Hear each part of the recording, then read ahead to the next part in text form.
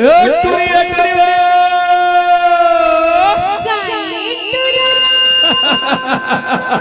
राहुल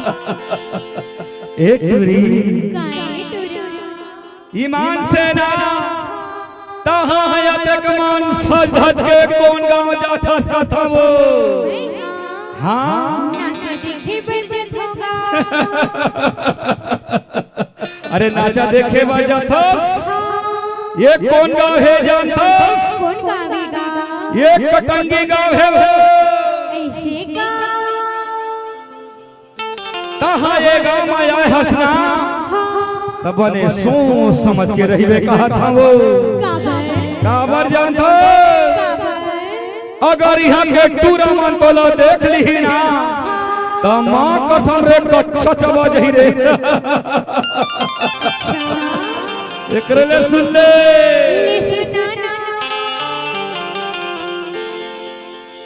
अरे अभी उमर है तोरे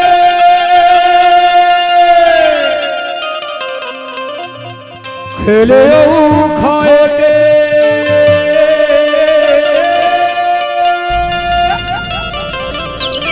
अभी उम्र नहीं है मोर राजू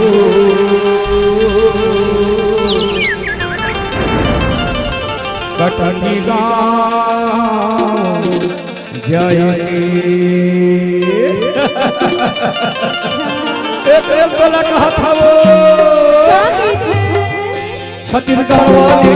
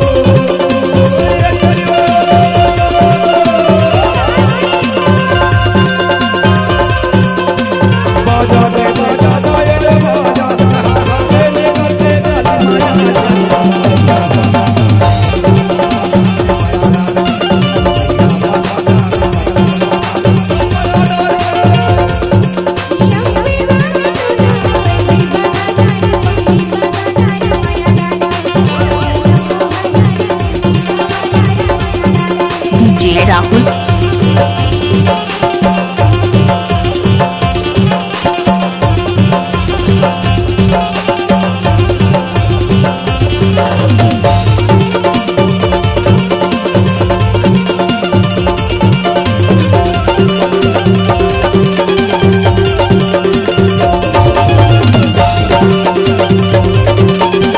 डीजे राहुल